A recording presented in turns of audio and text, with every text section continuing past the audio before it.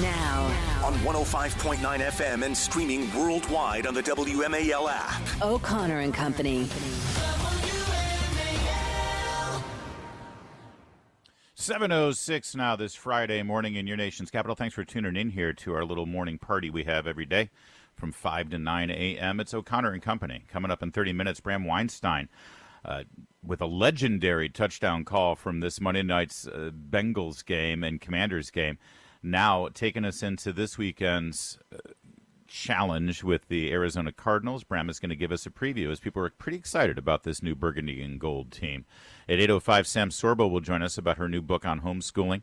8:15, we'll check in with our buddy Vince Colonnese with his producer Corey and Ganamort. They're out there in Arlington getting voters excited about early voting. And then at 8:35, Brett Baer, Fox News Channel. That's Patrice Onwuka chiming in here, and it's your day, Patrice. Let's hear it. Happy Friday, everybody. Yeah, it is a happy one, isn't it? We made it through this week. We did. It was touch and go for a while there. But we pulled through. We did. We pulled through. I believe that Mark Cuban has completely lost it. Oh, no. And I have a confession to make. I used to like Mark Cuban a lot. He's sort of like a nerdy geek who made his, gajillions in the tech world and multimedia world. And he then parlayed that fortune into a bigger fortune, playing the market and investing in companies. And I got a media profile on Shark Tank and what else does a nerd do when they're sitting on more money than they can think of? You what buy do a they sports do? team. They buy a sports team, damn it. And he dove in. He was, at courtside for the Dallas Mavericks, put together a team that won him a championship, and he had enthusiasm. He would get in the face of refs. That's what I would do if I fell into a pile of bucks. And generally speaking, politically, he tried to sort of be I'm not really this or that. I sort of, call it like it is. But boy, something broke in this guy's brain. And I don't know it's because he had a Me Too situation there at the Dallas Mavericks, and his right-hand guy got fired for sexual harassment, and he was sort of slapped on the wrist by the NBA. And maybe they've got more dirt on him or something. I don't know. But he's gone from, 2015, 2016 saying, I like Donald Trump, and, he's a businessman, and he can do it. He is so vitriolically never Trump right now. And he appeared on CNBC yesterday. And I got to tell you, either they got something on him or he's just decided to check his brain and morals at the door because he's bored. He's sold the Mavericks. He's not the owner of the team anymore. He's bored with his life, and he wants a job in the Harris administration. Oh, so you mean he's getting into politics? I think that's what's happening here. He even said, he was asked by Neil Cavuto, would you take a job? He goes, I'd like to be the chairman of the SEC, maybe the Secretary of Health and Human Services. Good God, last thing we need is Mark Cuban in Health and Human Services. HHS, really? So I think that's what's going on here. But listen to some of the things he said in this very interesting interview on CNBC. First cut 12. This is probably the most laughable thing in the world. Listen to this. I mean, the mainstream media is not who you think it is. The mainstream media truly leans right. Maybe. What? Well, what mainstream media is he talking about? This is why he said that. There's a longer version of this where he says, well, what's the most popular cable news network right now? What are the most popular cable shows, news shows right now? What are the most popular podcasts right now? And it's true. They are all right of center. They are conservative. This is so revealing when liberals say this. Liberals claim this, the media is really conservative. Look at the power of Fox News. Look at the power of Ben Shapiro's podcast or, Dave Rubin's podcast or Joe Rogan's podcast. And look at talk radio. And it's so revealing. First of all, they're right. We are very influential and powerful. But we are this tiny little wedge. The left has every other station, every other network, every mainstream media outlet. 98 out of 100 major newspapers endorsed Hillary Clinton over Donald Trump in 2016, and it didn't matter. They have all the late-night television shows. They have all the primetime television shows. They have everything coming out of Hollywood. They have the music industry. They have the academia. They have everything. but it still drives them nuts that they don't control the last little vestige, the last little island like talk radio or podcasts where people actually choose and go out of their way to say, yeah, you know what? I don't want the crap you're feeding me. I want this stuff. And it drives them nuts. You mean they and don't I want love it when they reveal that. They don't want a marketplace of ideas. Listen, a Syracuse University study from last year, their communications school found that just 3% of American journalists identify as Republicans. 3% of the journalists nationwide identify as Republican. So listen, I don't know. I understand the point that, yes, there is a rising and growing strength of conservative, right-of-center voices, and thank goodness for that. But then compare that to the massive mudslide of Democratic left-leaning journalists, or they won't identify themselves as Democrats, but they'll call themselves independent. However, when you read the headlines, you read the clickbait, you read the articles, you see how they bury the affiliations of wrongdoers when they're Democrats, but it's front and center when they're MAGA or Republican supporters. All of that, and what they choose to cover and how they choose to cover it. I don't know where Mark Cuban is living, but he's living under a rock. Well, I will give him this, though. We should stop referring to the fever swamp left-wing extremist media as mainstream, because they aren't mainstream, and they don't reflect the mainstream view. They're out of step with the main. This is not what Mark Cuban meant, but when he said, mainstream media is really conservative. Well, no, I would say this. Conservative media does reflect mainstream ideas and thinking of the mainstream American public. That's true. The moderators of the ABC News debate, yeah, exactly. That doesn't represent mainstream America at all. All right, there's more here. Listen, what he said just now about the media, it makes perfect sense when you hear what he said about Kamala Harris on the border. Here, let's listen.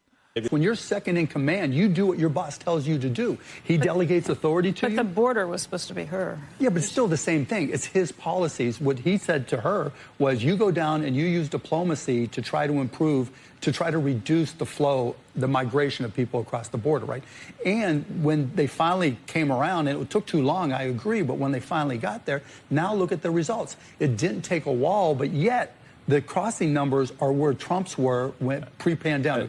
Well, first of all, at the same number, so it works. First of all, that last part is a lie. Second of all, Kamala is actually running on the idea of a wall, so he needs to get the latest. Yeah, has he not seen the ad that she put out with the big wall? Right.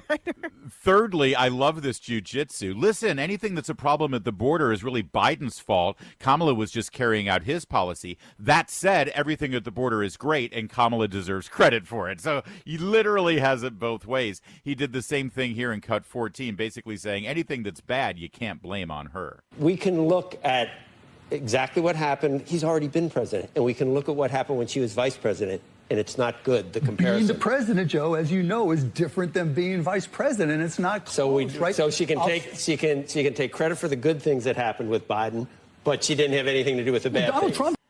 It's exactly. And that's exactly what he's trying to get away with. Cut 16 here. This is all you need to know. I don't know what's better, saying that the mainstream media is actually conservative, or this whopper.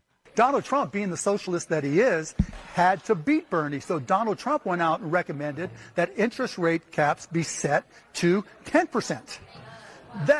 The fact that he's even suggesting price controls and price caps is socialism 101.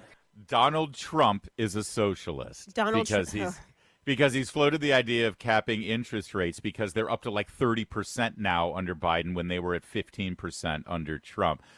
Meanwhile, she's literally asking for price controls on groceries. Absolutely. Like food that you lots eat. of industries. And I think, listen, I'm not a fan of interest rate caps, particularly when it's like in the lending industry. There's a reason why you have to charge interest the way you do. But that said, to call President Trump the socialist in the race, yes. what is he?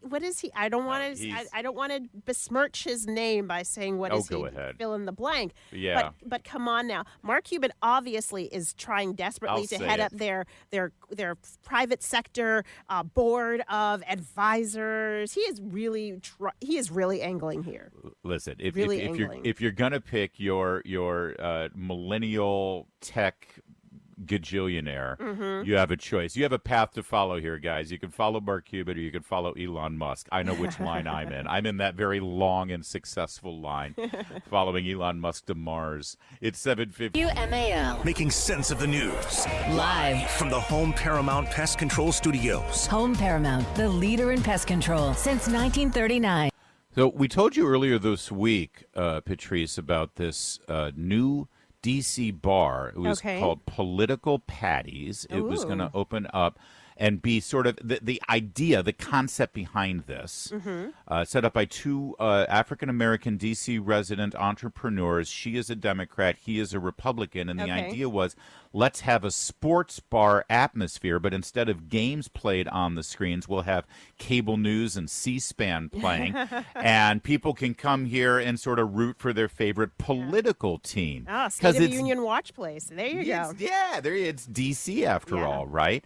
So it was billed as like a sports bar for politics, but then the backlash from the community, because here the community in D.C. was angry about this idea. Oh, come on. Because it was supposed to be a place where both Republicans and Democrats could go at the same time and talk and engage with each other and have a drink with each other. And this is D.C. We can't have that. Republicans aren't allowed to go out and mix and mingle among us. I'm not joking. They actually were backlashed against the idea of humanizing Republicans and giving them a place to be able to sit and talk politics as well. They, in fact, get this.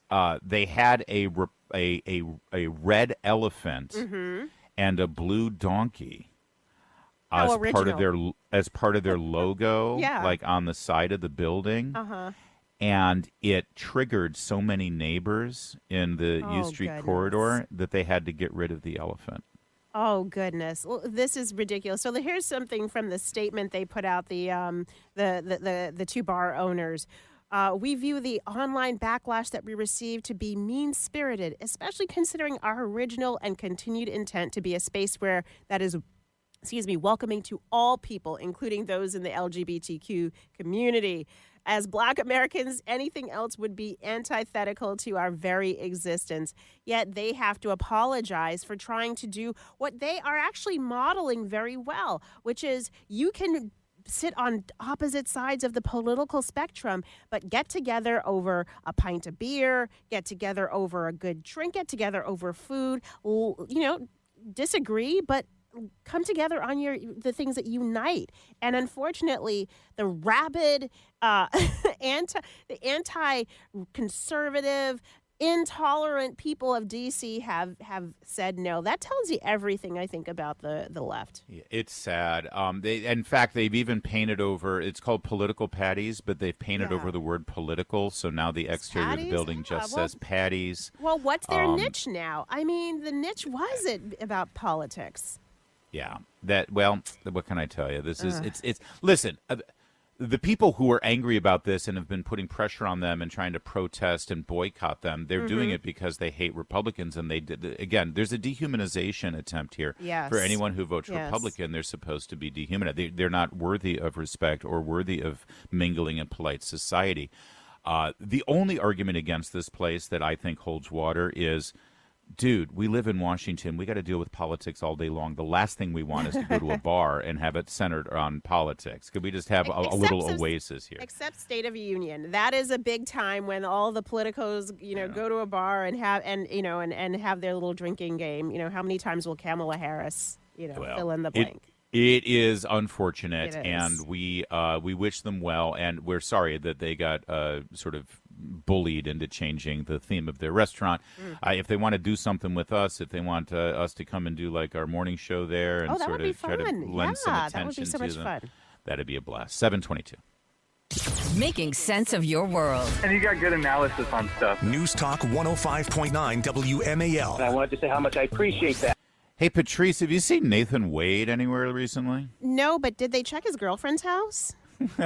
Oh, no, they broke up now. You mean Fannie Willis, the DA of Fulton County? I mean, they show up when her daughter gets arrested. I mean, Yeah, I but would they're think not that's... romantically involved anymore. That's all in the past, yeah. Yeah, right. So you'll remember Nathan Wade was the special prosecutor that was hired by Fannie Willis, and hundreds of thousands of taxpayer dollars were funneled his way, and then he used that money to take Fannie Willis, his girlfriend, on very luxury trips to Costa Rica and Napa Valley, et cetera, et cetera.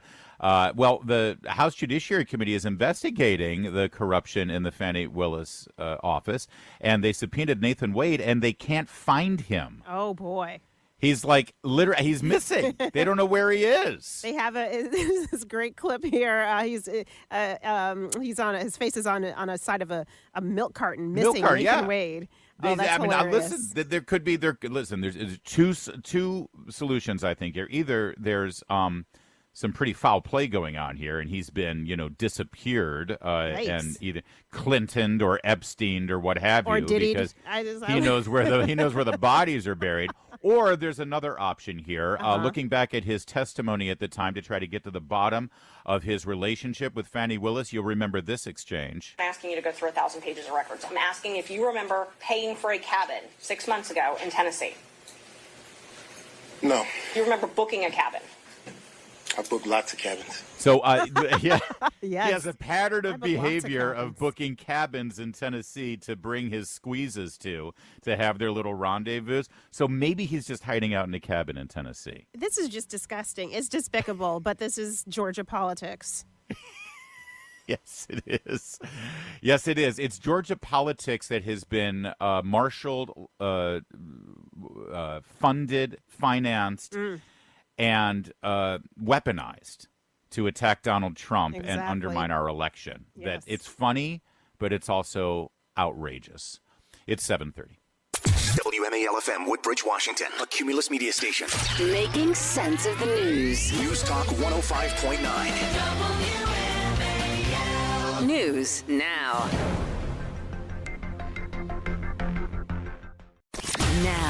On 105.9 FM and streaming worldwide on the WMAL app. O'Connor and Company. 7:37 WMAL, O'Connor and Company. Good Friday morning to one and all. All right, we have at 8:05, we're going to be interviewing Sam Sorbo. You know her from the Sam Sorbo Show, podcast host, education advocate, author of a new homeschooling book she'll be talking to us about. At 8:15, our very own Vince Colonnese and Corey Ingamort will be here to talk. They're actually in Virginia. We're going to go live to them, talk to them about early voting. You know, they have a party going on over there. And also tomorrow's Trump boat parade. And then at 8:35, our frequent Friday guest, Brett Baer from Fox News. He'll be on to talk about politics of the day. But it is a Friday morning. Good morning, Larry. Bram Weinstein calling that incredible touchdown in the final moments of the Commanders' Monday Night Football triumph over the Cincinnati Bengals. Bram, of course, anyone who knows him, as we work with him here, as he's the afternoon voice on ESPN 630, our sister station, know that he's a very cool, calm, collected individual. It takes a lot to get him. But, Bram, I mean, that's already becoming kind of an iconic touchdown call here, and it looks like you're going to get used to those because Jaden Daniels seems like the real thing. Yeah, he does.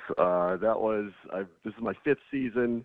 I've been asked this a lot this week. That was my favorite moment so far of the 5 seasons. Did I need to say that? Yeah, I know. Like, I listened to it. I'm like, who is that person? Like, wow. Like, what in the world? Well, but you know how it is when you're in the zone, man. You have an out-of-body experience. You just go in the flow. It's cool. I did. And it was, really honestly, like, name a better moment this team has had in a long time. I mean, I can't really name the year.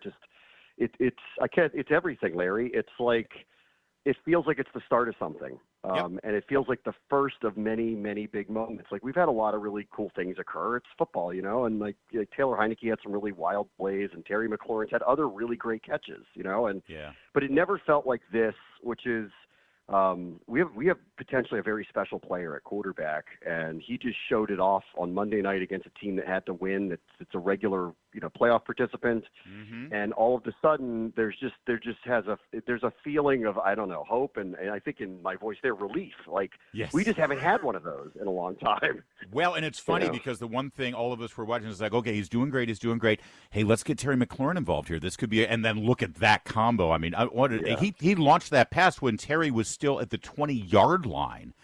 The timing on that and the placement. Take a hit. Yeah. But let's not forget the trivia question, though, years from now will be who was the first touchdown pass of Jaden Daniels' career, and it's not that one. It was to offensive tackle Trent Scott, which I think is hilarious as well. All right, so that's 5 days ago, man. We got to focus on this Sunday. They're on the road again, and they're in Arizona against the Cardinals. What's this matchup looking like? So Arizona has got Kyler Murray back and healthy.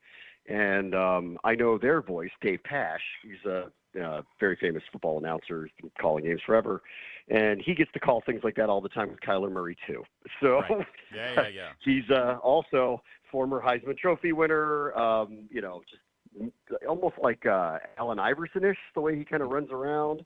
Mm-hmm. So I describe him like a slot machine. Like, it's boom or bust. You're going to see this guy run around. They're going to chase him. He's like a cat. And every once in a while, he pulls off magic plays like that. Hopefully it's not going to happen on Sunday. The reality is, for this team to be good and going in the right direction, not only, does Daniels have to kind of keep doing things like this, their defense has to be a lot better. I mean, to be frank about it. Like, they are metrically almost as bad as they were a year ago, and that's a bit of a surprise. Like, they're bottom 3 in their pass defense. They're bottom 5 in their run defense. They've given up more passing touchdowns than anybody else. They don't get a sustained rush on the quarterback. So, like, of all the magic that occurred, like, just consider this for a moment. Like, they've barely won the last 2 weeks, barely. Yep. And one of the games they had to beat the Giants at the buzzer. They haven't punted since week 1. So they've had to score every time they have the ball. Like, that's really great that they did that. And it's also not reassuring that they had to score every time they had the ball to actually win the games. So the defense has to improve here. I'm hearing take the over in your voice here, Bram, if I was to get any takeaway here from the game. What about you may know by NFL rules? Yes, you're not allowed to comment on such things. Thank you. Yeah, Al Michaels has a way of floating it in there now and again. Bram, what about the offensive? Like, is it the one thing that's flashing through everybody's mind is, I remember the beginning of the season with RG3 too, and then by the end of the season he was beaten up because they couldn't protect him. Do you feel confident that he's going to get protected here so we don't have an injury? Because I mean, that's the one thing that could kill all this hope and dreams that we're feeling right now.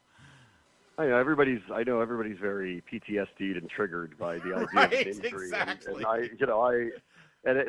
Trust me, like, everywhere I go, like, the first thing out of people's mouths are like, I want him to slide, or like, please don't get hurt. And I think the reality is he's playing in the NFL, and I think people just need to realize that, like, he's really good at this. Like, he's way ahead of the curve.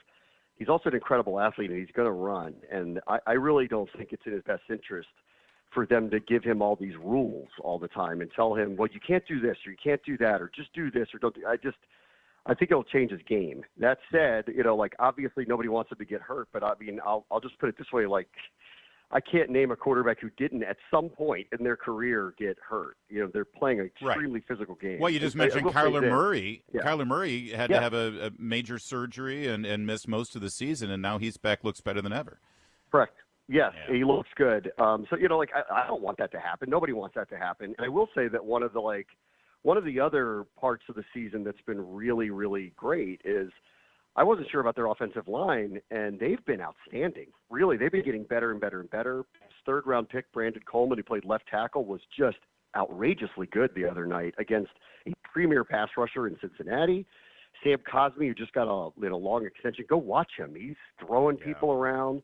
This new center that they got, Tyler Biadasz, has turned out to be just a total hit for them. So their offensive line has played, I think, better than expectations. So it's not just Daniels. Like, the line has been really, really getting good and getting better. So offensively, like, I don't think it's just him pulling off magic acts. I think this is a whole team effort that's getting them to do the things they're doing here early. And this is ground zero. I don't know how much better they're going to get. And hopefully it'll be a lot better than what they are.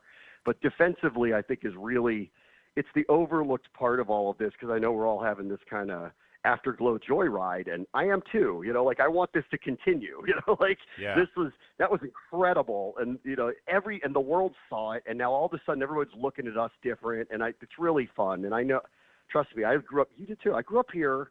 Like, I know what it's like when this team is really good, and I'm hoping that we're at the beginning stage of something like that. But there's no chance that it's going to happen if the defense doesn't get better. They got to get better. If they do and they show up against the Cardinals and get that victory, I'll tell you something. The mood in Landover Sunday against the Browns on the 6th is going to be something we haven't seen in a while. So let's not get ahead of ourselves. This Sunday, you can hear Bram make the call. That's what you do. You watch TV, turn the sound down, listen to Bram, and he'll scream at you like a maniac. Bram, thank you. Great talking with you. Appropriate times, Larry. Of course. I'm glad. Well, no, you scream at me in the bathroom when we pass each other sometimes in the office, but that's different. Larry! Thanks, Bram. Take it easy. All right, 7:45. The Vince Culinary Show. Weekday afternoons, 3 to 6. On News Talk 105.9 WMAL. Making sense of the news. Dave Ramsay, of course, he's a financial broadcaster, focuses on people getting out of debt and starting to build wealth through investments and smart money management. Mm-hmm. He's a very respected voice in America when it comes to financial issues, family issues. He's also a very outspoken believing, faithful Christian, and he injects his Christian beliefs into his ideas on how to manage one's family. Anyway, he was in the lobby of Trump Tower and put out a video. Take a listen to this. Hey, guys. Well, our team reached out to both Vice President Harris's camp and President Donald Trump's camp about the opportunity to sit down and talk about ideas. Now, keep in mind, what happens in your house is more important than what happens in the White House. But I'm standing in Trump Tower, and I just finished interviewing President Donald Trump. It's a great interview. Yeah, and he's going to be running it later. That's my line, by the way. What happens in your house is more important than what happens in the White House. I've been saying for that like 15 years. Actually, you started the show that way. Thank today. You. Did I? Yeah. And this was before you probably saw this in the lineup. That's it, Ramsay. Quit stealing my act. That's okay. So that's interesting. And the Harris campaign just ignored him. I think that's a big fumble. That's a bad idea. He's got a very powerful and influential voice. Meanwhile, maybe Kamala Harris should just have a private conversation with Dave Ramsay so he can explain basic economics to her. Byron York flagged this part of this interview that she did with Stephanie Ruhle. Okay.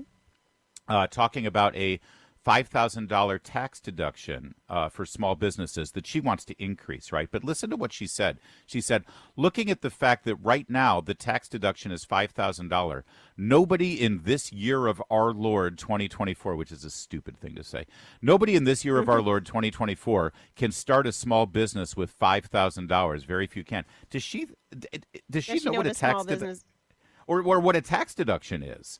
It's like a tax deduction is not a credit that you get or some sort of $5,000 that you get from the government. Or it's just a deduction to reduce your gross income that you would have to pay taxes on. But she makes it sound like it's a handout that you use to build a business with. Well, here's why. Under the Biden administration, they morphed the child tax credit into something like that. If you remember, you were paid out that plus up child tax credit in 6 months for 6 months every month. So it became like a check that you got to your home for having kids in your households and dependents in your households. And I think that's probably how she's thinking about it. But listen, she's just as off when she talks about the child tax credit, using it to buy for new parents to buy a child car seat. Well, I've pointed out, hello, you have not had a child because you can't leave the hospital without a car seat for your baby. So you're going to stay at the hospital till the next year when you file your taxes and hope you get the child tax credit that Kamala Harris gave you? 1 + 1 = 2. It does not equal Kamala math. It's the definition of cart before the horse. Thank you. You got to have the seat before the baby, sadly. That's a very funny observation. So listen, I setting aside the financial illiteracy and the lack of understanding of our tax code and basics, just in terms of politics and communications and strategies, You ignore Dave Ramsay, a guy who is kind of nonpartisan, not seen as a political figure, just wants to talk about family finances and how the economy is affecting families and cost of living. The Trump people said, absolutely, come on over. Donald Trump will sit with you. Kamala Harris's people didn't even return the phone call. That's stupid. It's 7:53.